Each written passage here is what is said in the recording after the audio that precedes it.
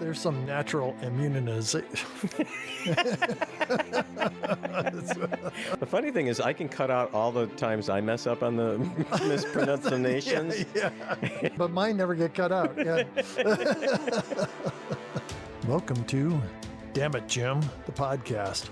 Your weekly adventure into the fun and fascinating world of Star Trek, the original series. My name is Dana Smith, and as always, I'm joined by my good friend and fellow Star Trek enthusiast, Dan Calzaretta. Happy Sunday, Dan.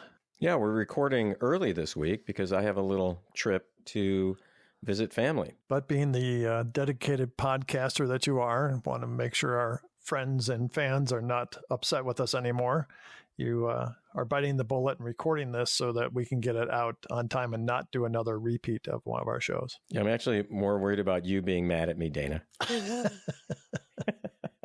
But I am flying, and I'm going to wear my Damn It, Jim, the podcast polo shirt on the plane, Dana. Awesome. Do you think you'll get through TSA okay with that on? I got the feeling it's going to go something like this. Okay, TSA agent, are you one of the hosts of the podcast? Me. Yes. TSA agent, go back to this room back here. We need to have a further conversation with you. And you're going to miss your flight. Me. Total silence for like a week. No one hears from me. Remember last week we did the whole good news, bad news thing, and I had the bad news that might become good news about the wig? I can see where this is going. Yeah, go ahead. At this point, it's officially bad news, Dana. We have not heard from anyone who purchased the wig to say, hey, you know, it's in the mail. I'd just like to talk to whoever bought it. Yeah. Find out what they're doing with it. Can we come and try it on at some point? Yeah. So yeah, I think that'd be great. I'd love to know too. Like what would drive someone to spend $13,500 on an old William Shatner hairpiece? So shall we start talking about last week's show? Yeah, let's do that. Well, last week we had, it was By Any Other Name, and we did get some comments on that. Dan Basta said, average episode, not good, not bad, just average. And I think he's talking about the actual Star Trek episode, not our podcast. I hope so. I would hope that's the case. Carrie Henderson said, I hope he knows that this is not real food. And I think, what's the guy's name? Tamar, that, you know, he was eating the cubes of food that Kirk and Spock and Scotty and McCoy were eating. Right. No one commented, though, about the comment I made about, you know, just wait till he poops. And like I said, if he finds out he's lactose intolerant or something, you know, wow, that's bad. Just being human. Richard Bruce said, ooh, Kirk's quote-unquote special apologies. And our friend Steve Hoses shared an autographed picture of Warren Stevens, who played Rojan, that he'd probably picked up at a convention. So I appreciate the share on that. And then last but not least, one of our friends, Zach O'Donnell, said, love this episode. Could be because it has the most explicit scene showing that Kirk banged an alien with the bedroom shot of him putting on his boot. Pretty gutsy for late 60s. Can't recall seeing anything like that on Gunsmoke. Dan, I don't remember that. I'm going to go back and look at the episode, Dana. I can't remember that either. Yeah, I mean, I want to remember that, but... All right. Do you have any comments, Dan? Dana, I do. On YouTube, J.D. Lewis commented about the episode By Any Other Name. He said, I have the same problem with this episode that I have with The Squire of Gothos. The producers couldn't decide if the episode was a drama or a comedy, so the producers split the difference and made the episode both, trying to please everyone and ending up pleasing no one in the process. Yeah, it felt like a lot of indecision going on in the production of this show. JD also commented about the episode Return to Tomorrow. According to several reference works, this episode went through multiple drafts with multiple writers, including Gene Roddenberry, which is probably why the episode's writing was so substandard. Too many cooks spoiling the broth. Yeah, I totally agree. Yeah, that makes perfect sense. Just like to remind people, if they do want to call, please call before Tuesday, because that's when we normally record. And it's great if we can get those messages sometime before that so we can incorporate them into the show. And if you do want to call, the phone number is 509-676-6298. We'd love to hear from you.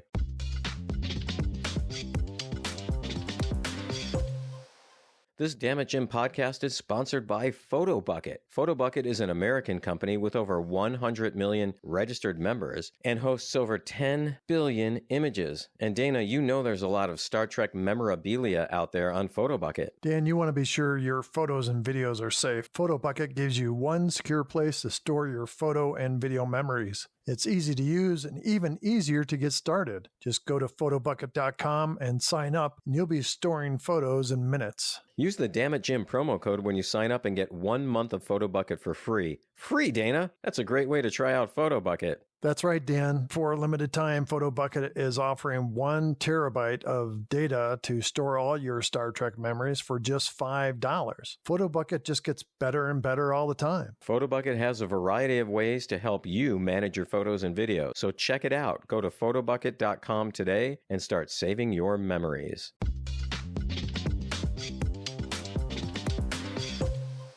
Okay, Dan, let's dive into Season 2, Episode 23, The Omega Glory. We see the Enterprise approaching planet Omega 4. Sulu says there's another ship orbiting the planet. They identify the ship as the USS Exeter. Kirk says he remembers that the Exeter was in this area 6 months or so ago, but he doesn't recall any trouble. They try to hail the ship but get no response. Kirk asks for Spock, McCoy, and Lieutenant Galway to join him in the transporter room. In the transporter room, Spock informs Captain Kirk that they're going to beam into engineering, and Kirk orders the phasers on heavy stun. Why into engineering? Why not? Yeah, but wouldn't you beam onto the bridge? You know, maybe they want to see if something's wrong with the engines. Can't they just scan for that? Like, hey, Scotty, how are the engines? Over, all right, copy me. Oh, that sucked. So they beam over to the Exeter, and Spock finds a uniform with just crystals where the body should be. Mm-hmm. McCoy does a reading with his tricorder, and I thought he was going to give some kind of report, but he doesn't say anything. Mum's the word. Mabinga's the word. Maybe that's why I didn't say anything. At this point, he's just gun shy. He's just afraid someone's going to go give him the Mabinga treatment. Yeah, exactly. So Kirk makes a call via the intercom, but gets no response. We see several shots of empty corridors and rooms.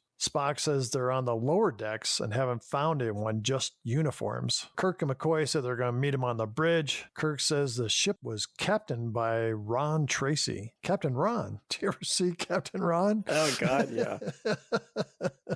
So anyway, Kirk says the ship was captained by Captain Ron Tracy, one of the most experienced officers in all of Starfleet. Galloway and Spock are on the bridge. Galloway reports the helm was left on automatic. Is that like cruise control? Oh, that's a good question, Dana.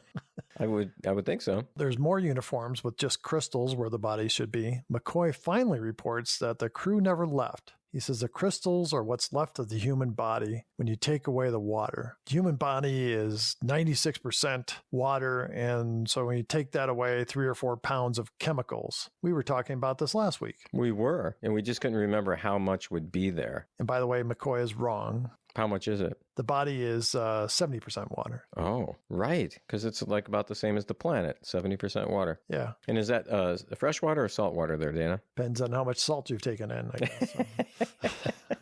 Yeah, I mean, it's surprising that that the writers would get that so wrong. Wouldn't you call somebody and, call your family doctor or something? Hey, I got a quick question. I'm writing an episode for Star Trek and, what's the human body? Like 80, 90% water? Yeah, 96% water. What'd you call down to Jim's bar? I mean, it's just crime. Well, 96% alcohol and 4% other stuff. So Spock finds the surgeon's log. They put it on the main screen. The surgeon says, if you come aboard this ship, you're dead men. He warns them not to go back to their ship. He says they need to go down to the planet. And he starts to say something about Captain Ron, and then he falls out of his chair. Screaming in agony. Yeah, and then Kirk looks down at the floor, and you see the uniform with the salt deposit all around. So, were you looking for stains on the carpet? I was. Yeah, me too. I only saw a few minor ones. I think the carpet cleaners had come through. I think they put the uniform over where the big stains are. They could have done that too. That's a good point. So Kirk and the others beam down to the planet and see a man about to be executed. A woman is screaming, trying to get free as the man is forced onto a chopping block. The man's kind of fighting these guys, and the landing party advances, and then the executioner turns the axe towards Kirk when all of a sudden a voice says, "Put the axe away." And Kirk turns to see a man in Starfleet uniform, and Kirk says it's Captain Tracy. I noticed they had a basket for the head to fall into as well by the chopping block. Did you see that? They'd done this before. But there's no blood. I did look very carefully at the basket. There was no blood in the basket. So maybe they just had a new one. Maybe they get a new basket for everybody that gets their head chopped off. So it's, kind of a parting gift. Wow. Tracy shakes Kirk's hand and says, I knew someone would come looking for us. I'm just sorry it had to be you. It's like, nice to see you too. Tracy then tells Wu no more executions, says, lock the savages away. And he's talking about the guy with the blonde hair and the animal skin that he's wearing. Wu kind of argues and says the landing party has fireboxes. And Tracy tells him to follow orders. They take the man dressed in animal skins and the woman away. And they're just like grunting the whole time, right? They're not speaking any words that we can understand. Yeah, no, when it was funny because when they have this whole exchange, you hear this like, I was like, I thought I was watching part of Young Frankenstein or something. Yeah. Yeah, it sounds like me when I'm constipated. Oh my God, not the poop jokes again. Not the poop jokes. Okay, that's the last poop joke for this whole entire episode. And I can't understand why North Shore Diapers doesn't want to be a sponsor. But, Captain Tracy tells the landing party that the prisoners are called Yang, and he says there are hordes down here. Spock says, interesting that they know about phasers. Tracy explains that the planet seemed harmless. They beamed down and met with the Combs, and they seemed friendly enough. He says, I stayed here while my landing party went back to the ship. He says, unfortunately, they had taken back an unknown disease. And he gets all serious and says, my entire crew, gone. Tracy says, I'm infected, and so are you. There's some natural immunizations here. None of us will ever leave this planet, he says. You're stranded here forever. So we get the captain's log where Kirk is explaining what has happened. And he says, although it appears the infection may strand us here the rest of our lives, I face an even more difficult problem. A growing belief that Captain Tracy has been interfering with the evolution of life on this planet. It seems impossible. The Star Captain's most solemn oath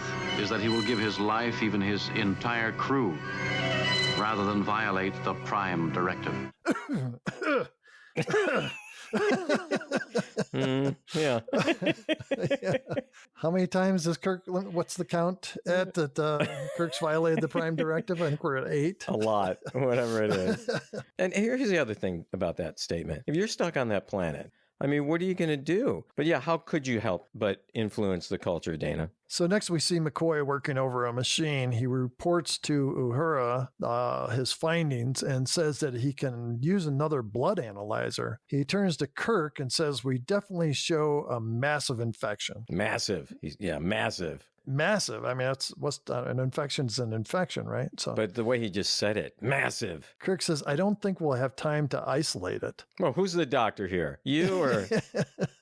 McCoy says it could take months, years. He says it could be anything, but the infection resembles one developed on Earth in the late 1990s during their bacteriological warfare experiments. Then he says, hard to believe we were once foolish enough to play around with that. So then Spock comes in and he's carrying Galloway. And Spock says the Yang Lance. And he helps Galloway to sacks on the floor to lay down. Spock says that Tracy was right. The Yang are vicious and brutal, and they are massing for an attack. Hold on a second, Dana. But he calls them savages. Yeah. Isn't that weird? I mean, that's a very loaded term. Maybe they're aggressive or they're brutal, but savages? But I just can't see Spock doing that. Yeah. Well, he did. Apparently. So he says there must be thousands of them out there. Then he says, Tracy did lie about one important matter. And he holds forth some battery packs. Mm-hmm. And Spock says, reserve belt packs for the phaser. He says a small attack on this village was turned back by Captain Tracy and his phaser. Several hundred Yang died. We get this idea that Tracy's kind of, siding with the Combs. I mean, talk about now he's really interfering with what's going on there. Yeah. So McCoy steps up and argues that Tracy lost his crew and he wanted to help the peaceful people. people, and Spock reminds Kirk, he just kind of ignores McCoy, that the regulations are quite harsh, but if he doesn't do something, he will be as guilty as Tracy. McCoy argues that they are trapped here and it won't do any good to arrest Tracy at this point, and Spock agrees somewhat but says they should confiscate Tracy's phaser. So Kirk pulls out his communicator and he says, I'll contact the ship. Starfleet needs to know about this. Just as Tracy enters with phaser drawn, and Tracy says, I'll be sending the next message to Starfleet. Galloway tries to pull his phaser, and Tracy fires at him, disintegrating him. So that brings up a question for me. Spock says that he saw a bunch of Yang bodies out there and then the drained phaser packs, right? Yes. But yet when Tracy shoots Galloway, he just disappears. So why were the Yang bodies still out there, and why didn't they just disappear like when anyone else gets zapped with the phaser? Yeah, that was my question as well. Oh, so we're both on the same wavelength there. That's scary. Yeah, actually, it happens more often than not. So. I know, it does. Yeah. Which it is scary, yeah. As we know, there are several different settings on the phaser. So it would be kill/leave body. Yeah. Because maybe on that planet, there's a very strong morticians union. The Gravediggers union. The Gravediggers, that's a better, the Gravediggers union, yeah. That's what I think it is. Yeah, good explanation. Okay, let's move on. So the Combs move into the room behind Tracy, and they take the phasers from Kirk and Spock and McCoy. Tracy calls up to the ship and tells them that the landing party has taken ill and they are all unconscious. As he is talking, Kirk tries to call out to Sulu, and he's hit from behind and knocked out. Tracy resumes the call, saying that Kirk is feverish and delirious. So next thing we see is Kirk's tied up on the floor, and a Comb guard is kind of walking circles around him. And Kirk tries to trip the guard, but before he can do anything more, Tracy enters with his phaser aimed at Kirk. Tracy dismisses the guard and he sits down to talk to Kirk. Kirk says, Captain Ronald Tracy, as per Starfleet Command Regulation 7, Paragraph 4, and Tracy cuts him off. Those were the first words duty required you to say to me, and you said them. You're covered. Now, suppose we get on to the next subject. We can see that Tracy's got total disregard for Starfleet anymore. At the same time, we see Kirk is trying to loosen the bonds on his wrists, and Kirk finally just says, why? Tracy says, no one on this planet has ever had any kind of disease. How long could a man live if disease were erased?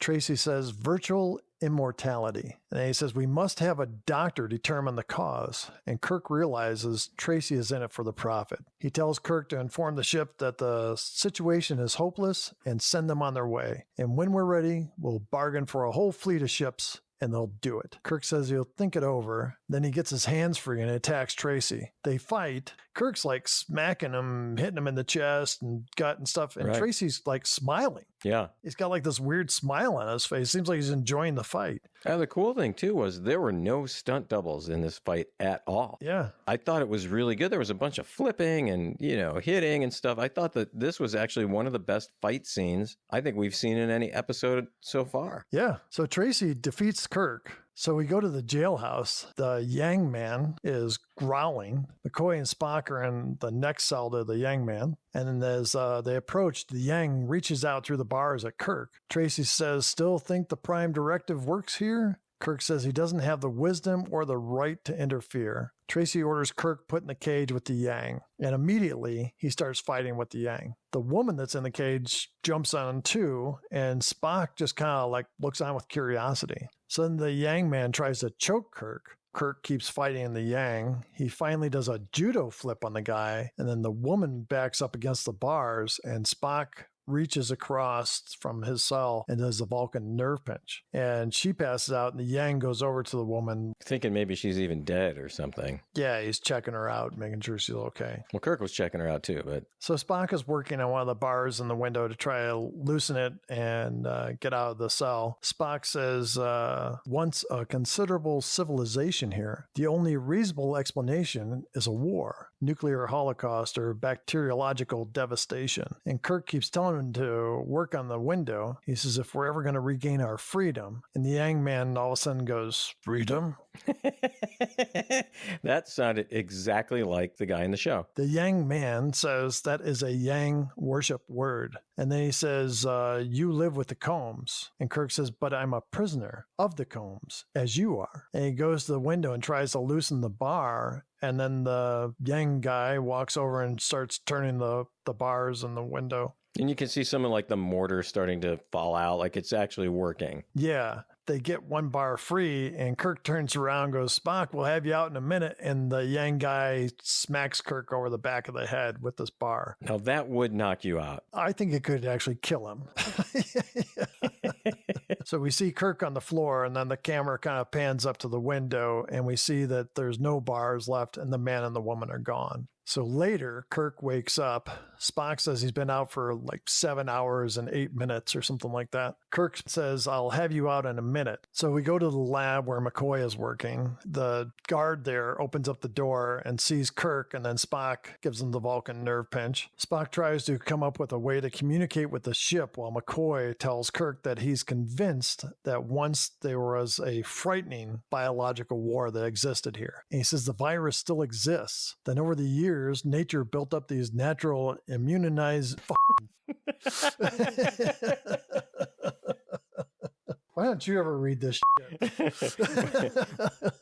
So he's convinced that there was once a frightening biological war. He says the virus still exists. Then over the years, nature built up these natural resistant agents in the food, the water, and the soil. So Spock, working over I don't know what he's doing. He's like on the blood analysis machine. Yeah, he's trying to turn that into a communicator. Just like in Gilligan's Island, where the professor tried to turn a coconut and a banana skin into some god who knows what. Yeah. So Spock says, war created an imbalance and nature counterbalanced it. I like that idea. Yeah, I could totally see that. I read a book once that had that as its theme. It was a nonfiction book speculating what would happen if the human race just disappeared. Like, not because of a nuclear war, because obviously that would impact nature, but if the human race just disappeared, how long would it take for like plants to take over and buildings to crumble and all that? It was actually a pretty fascinating book. Kirk says there must have been something here, a disease the landing party carried back to the ship. McCoy says if they had just stayed a little bit longer, they never would have died. The immunizing agents needed time to work. So McCoy is saying no one needed to die. We're okay. Yeah. And Kirk says, then we can go back to the ship. And he says, what about the longevity of the people? And McCoy states, that's survival of the fittest, because their ancestors who had survived had to have superior resistance. Then they built up these powerful protective antibodies in the blood during the wars. Now, if you want to destroy a civilization or a whole world, your descendants might develop a longer life, but I hardly think it's worth it. One of McCoy's best statements, I thought. Yes, exactly. Kirk says then anything developed here would be useless. And McCoy says, lengthen lives? Poppycock. I can do more for you if you just eat right and exercise regularly. it's my doctor tells me all the time. I'll tell you, Nashville set us all back about a decade. We're still trying to recover from Memphis just with all the fried food we ate. Memphis? Yeah, we went to Memphis, 4 years ago, 5 years ago? Oh, man. Oh, the barbecue? Oh, that barbecue was good, Dana. The first night we were there, the fried chicken? Oh, God, the fried chicken. Gus's world-famous fried chicken. I still have breading in my arteries. They draw some blood and they're like, there's chunks of stuff in here. What? Oh my gosh. You got to admit though, that chicken was great. That was top notch. Yeah. Oh man, I'm drooling as we speak. I can't get good fried chicken here. In fact, I think fried chicken is a difficult thing to make at home, but even if you go out to get it, people have to have some experience, I think. Oh yeah. Popeyes is out here, and that's about the only place I would go get fried chicken. So occasionally I'll crave fried chicken. There's only Kentucky Fried Chicken out here. Maybe once every 2 years, I'll submit to the craving. I'll go get a piece of Kentucky Fried Chicken and I eat it. And for the first minute, it's like, oh my God, the fried chicken. And then the regret and pain sets in. And the next day I've got the worst freaking headache. It's all the grease and salt. Can we get sued by Kentucky Fried Chicken, or could they be a sponsor potentially? I think we shot the sponsorship in the head. Yeah, that's not happening, but...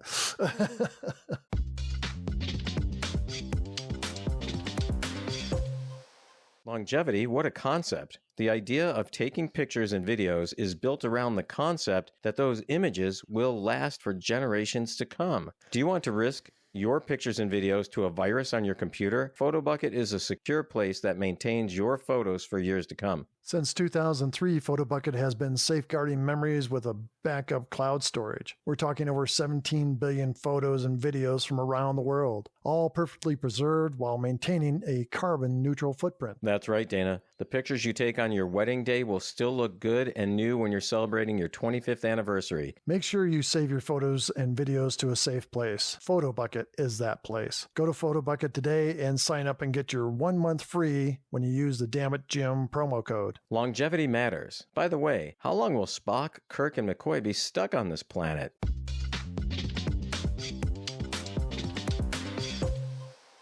So Spock says he has arranged for crude communication with the ship. Then suddenly, Spock is hit by a phaser beam, and he's knocked down to the floor. We see Tracy in the doorway. He says, "Kirk, the savage in the cell with you. Did you set him free? You sent him, Kirk. You sent him to warn the tribes. The Yangs must have been warned. They sacrificed hundreds just to draw us out in the open." He said, "We killed thousands, and still they came." McCoy and Kirk are really paying attention to Spock, and McCoy says Spock will live, but I need to get him back to the ship. Tracy says that's not possible. McCoy and Kirk tell him they're fully immunized. They can beam him up any time, and Tracy says, "You've isolated the serum?" And Kirk gets up and screams at Tracy. He says, "There's no serum, there's no miracles, there's no immortality here. All this is for nothing." Then Tracy orders Kirk outside. Outside, Tracy says, "Call your ship and send down more phasers. The Yang will attack again, and that's our only chance." So Kirk calls up to the Enterprise, and he's got this smirk on his face. And he asks for the phasers, but he seems very casual about it all.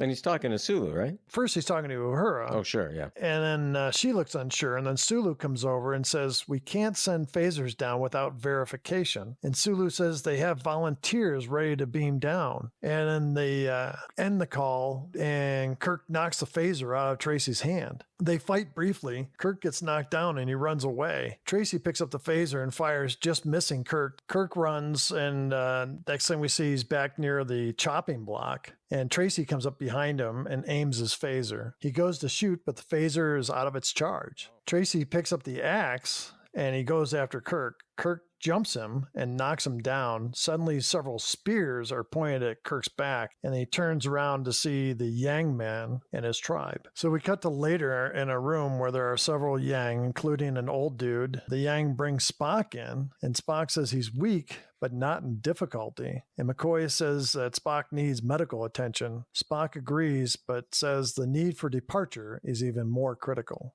And all the Yangs are saying, "Wait, we saw last week's episode. You're just faking." Fool me once, shame on you. It is written, one of our sacred words, "Fool me once." Kirk says the Yang developed and donned animal skins after the war and started over. Then Kirk says, Yangs? Yanks? Spock? Yankees. Oh, God, Dana, come on. "Red Sox?" Dana, didn't you find this ridiculous? Oh, I actually laughed. Yeah. And I remember seeing this as a kid and being like, "Oh, wow, Yanks, Yankees, that makes perfect sense. Oh, yeah, I get it." I was like, all excited. Now I'm watching it and I'm practically doubled over, falling on the floor because it's ridiculous. Well, remember last week you went to your biology teacher and asked, "Hey, if you got reduced to a block, would that be real?" Did you go into your history teacher and kind of bring up this episode and say, hey, what do you think about this? No. You mean the biology teacher incident was just that was the one and only time you're like, that was a one-off. After that, I never asked my teachers anything ever again. Yeah, so. They asked you a few things like, Dana, would you please get out? Dana, what are you doing? Stop sleeping in my class. And, yeah. The Yang leader stands up and says, "That which is ours again." Brilliant writing. So then a moment later, another guy comes walking down the hall and comes into the room, and he's carrying a flag. What kind of flag was it, Dana? He's not just carrying any old flag, Dan. He's carrying an American flag. And how about the music? Oh, yeah, it all changes. And it becomes part of the Star-Spangled Banner. Oh, horrible, Dana. Horrible. Because the band outside, even though these people could barely talk, the band could play the Star-Spangled Banner. Yeah. They could. Tracy says, these people can be handled. She says, don't go against me or I'll drag you down with me. And then the Yang man says he is Cloud William, the chief and son of a chief, speaker of the holy words. He puts his hand over his heart and faces the flag that they put into a stand. And he starts to speak. I plug unionum. This isn't one of my normal mispronunciations. Dana's saying it exactly how he says it in the show. And Kirk realizes what he was saying, and he's saying the Pledge of Allegiance. Oh, my God, Dana. And so Kirk adds the right words, and Cloud stops. And the old man gets up and says, he just spoke the holy words. And Tracy steps forward and says, he was cast out. He's tricking you. He says, let your God strike me dead if I lie, but he won't because I speak for Yang. And Ying. Yin and Yang.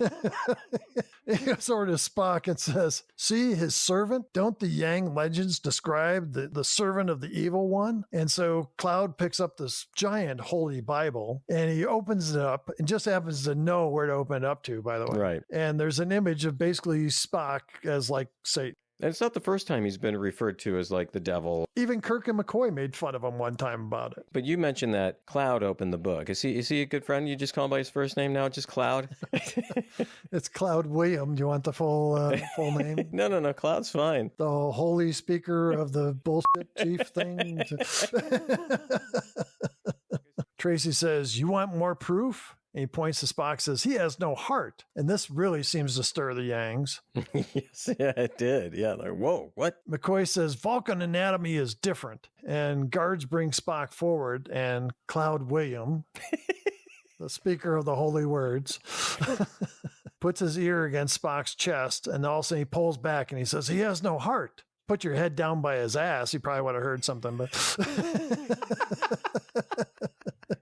Why wouldn't McCoy or even Spock say, well, listen here, it's just over a little bit? So the old man says, one of them lies. And Cloud says, greatest of holies, chiefs and sons may speak the words, but the evil one's tongue would surely turn to fire. He says, I will begin, you shall finish. It's like it's a quiz show all of a sudden. And I don't even know how to get on this. He says, E diplopnista norcan forcan perfectinun. That's what. And Kirk says, those words are familiar. What the fuck?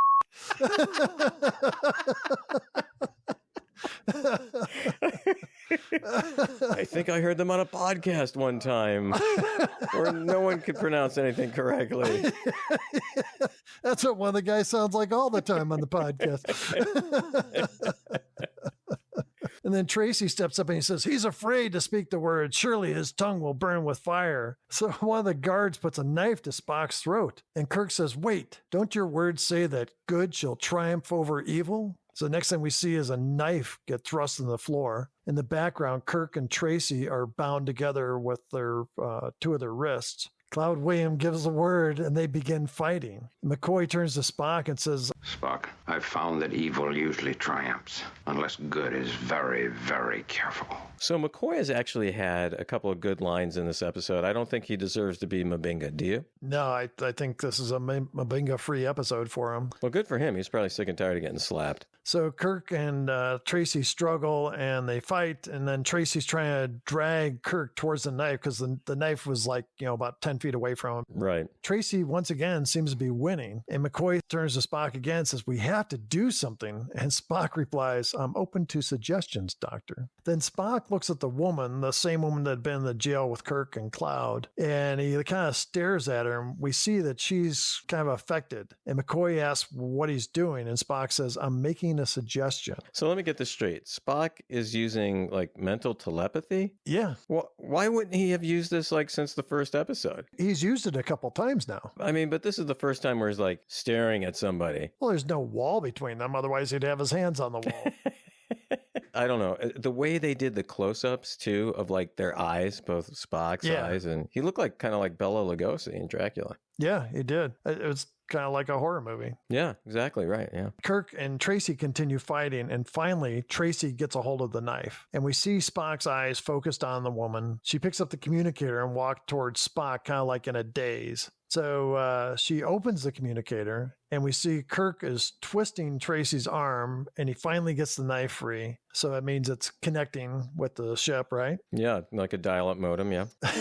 Just slightly faster. Kirk takes the knife and puts it to Tracy's throat. And Cloud says, "Kill him. It is written, good must destroy evil." Kirk cuts the bindings that holds him and Tracy together. And just then, Sulu and the 2 security guards beam down. And did you notice it seemed like it took a long time for them to materialize? Yeah. I was thinking if, I was a Yang and I was staying there and I saw these like apparitions coming, you've just been talking about the devil and everything, I probably would have picked up my spear and tried to kill these people. Kirk orders Tracy put under arrest, and then Cloud drops to his knees in kind of like reverence of Kirk. And Kirk approaches him, and Cloud says, "You are a great God servant, and we are your slaves. When you did not say the holy words of Id Plebnista, I doubted you." And Kirk says, I did not recognize those words. You said them so badly. This sounds like some of our listeners telling us about how we mispronounce things. And Kirk goes to the case that holds the document, and he opens it. And they all seem like shocked, and they're like, "Only the chiefs can look at these." And Kirk says, "This was not written for chiefs." And there's still this like grumbling going on. He says, "Hear me, hear this. Among my people, we carry many such words as this from many lands, many worlds. But wherever we have gone, no words have said this thing of importance in quite this way. Look at these 3 words written larger than the rest, with a special pride never written before or since. Tall words, proudly saying, 'We the people.'" And he says that what you'd call Id Plebnista was not written for the chiefs or the kings or the warriors or the rich and powerful. These words and the words that follow were not written only for the Yangs, but for the Coms as well. The Coms? They must apply to everyone, or they mean nothing. Do you understand? I do not fully understand, one named Kirk, but the holy words will be obeyed. I swear it. How is this even possible? I have so many questions. Yeah. But I mean, it's great William Shatnering. Oh, it was a shat fest. Yes. And the way that he's saying it and gesticulating and... It's over the top. Yeah. No, totally over the top. It reminded me of a Jim Carrey impression of William Shatner as James T. Kirk. I mean, just way over the top. I think this is where a lot of those impressions come from. I bet you're right. So Kirk hands the document back to Cloud, and Spock says there's no doubt about Tracy's guilt, but does our involvement also constitute a violation of the Prime Directive? Good question. And Kirk says, "Gentlemen, the fighting is over here. I suggest we leave them to discover their history and their liberty." And before they walk out, Kirk takes one look back at the American flag. And then he leaves. But just the pause and the music and the whole, like he smiles at it. I mean, he's not even freaking American. He's a Canadian.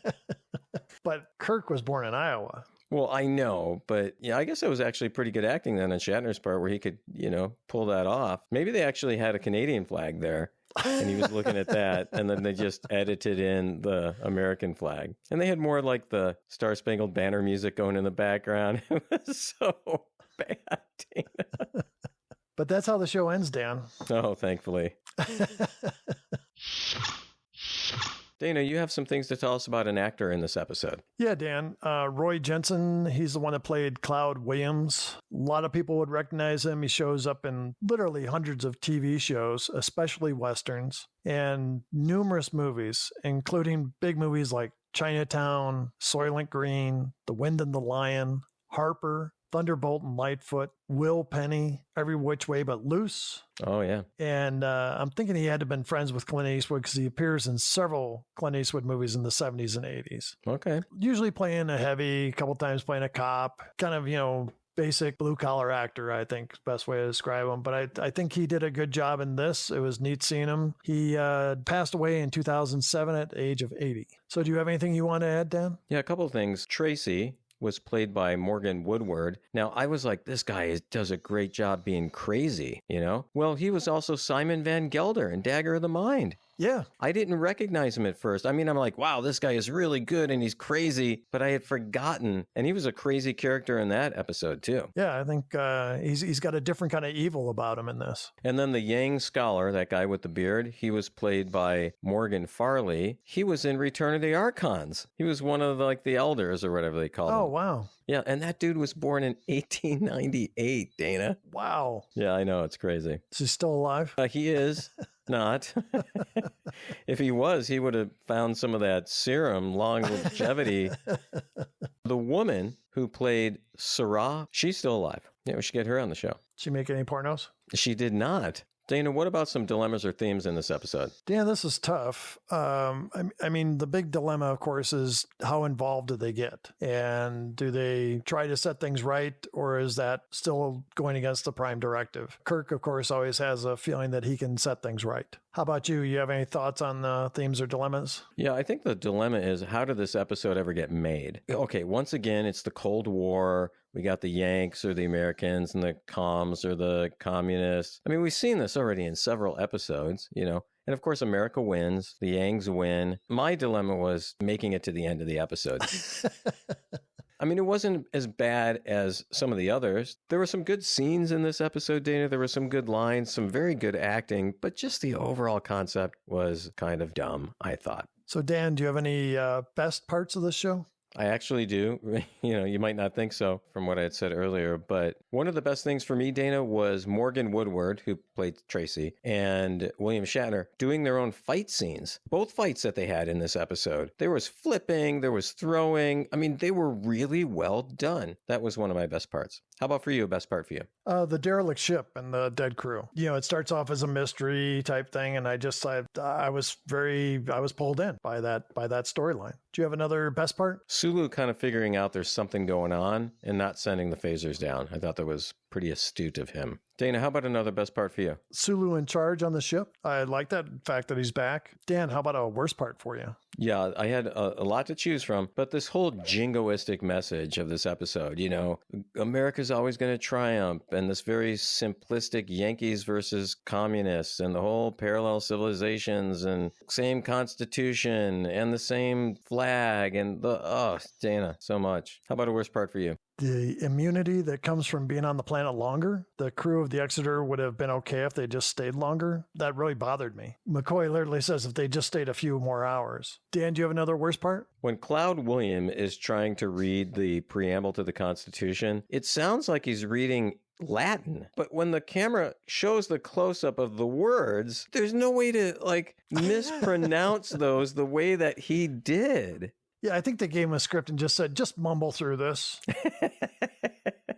Dana, how about another worst part? You know, the American flag, the Combs and the Yangs, the Constitution, Pledge of Allegiance. It was so heavy-handed. It just didn't need to be like that.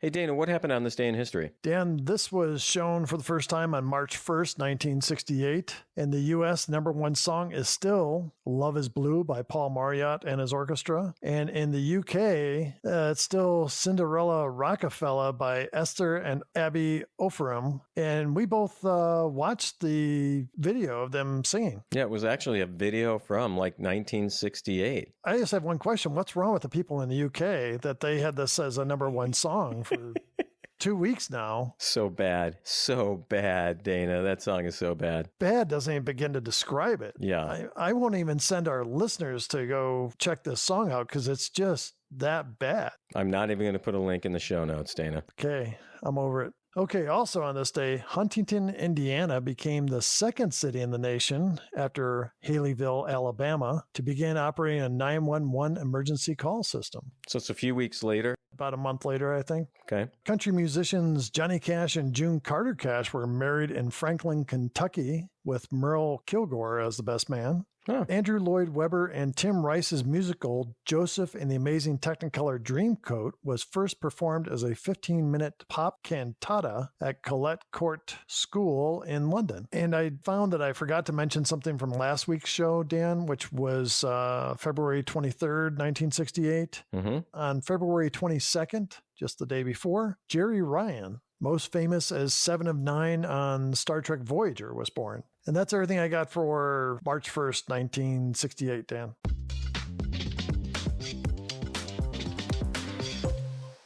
The future is here now. PhotoBucket is the photo-saving tool everyone has been looking for. Don't wait for the 23rd century to save your important photos. Use the PhotoBucket app to automatically save your work. The app backs up every photo and video you take on your smartphone while syncing it all to your desktop, tablet, and other devices. And not to worry, the app works its magic on Android and iOS. Right now, PhotoBucket is offering 1 terabyte of storage for $5. Couple that with auto backup, and you'll have all the space you need. If your phone has limited space, you don't have to worry because PhotoBucket has enough space for all those pictures and videos you want to take. Don't forget that PhotoBucket works with all your social media platforms and allows you to post, text, or email right from your files. PhotoBucket is everything you need. Don't wait. Start your adventure today. Sign up at photobucket.com and don't forget to use the Dammit Jim code to get a free month.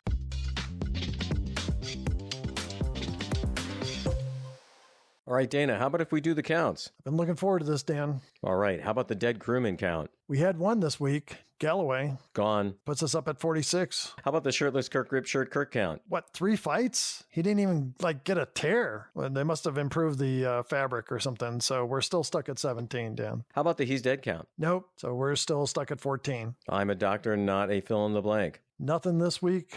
So we've been at 8 for a long time now, it seems. Long time. The supreme being count. Oh, no. No one even came close. So 0 this week. We are still sitting at 10. So this one's going to be interesting. A violation of the Prime Directive. Dan, I think there was. And I think it's Kirk. In what scene? All of them?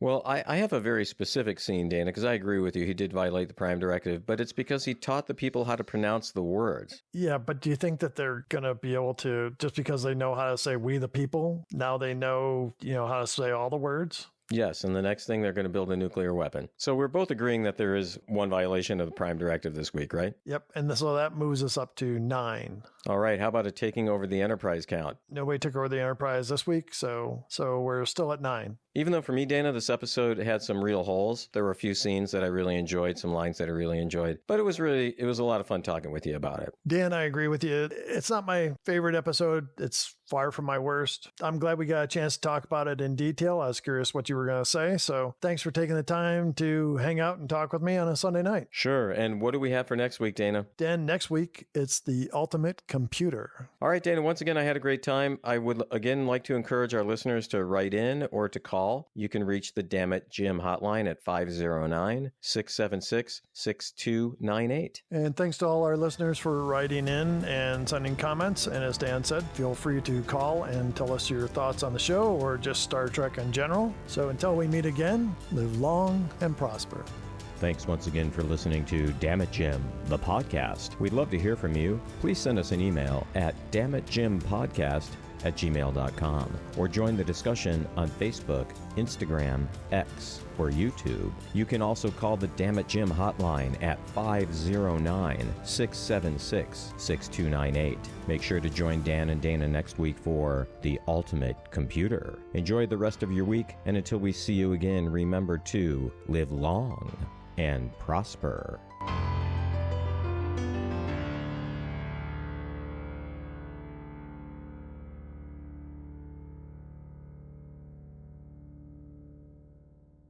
This has been a Ramble Jar production.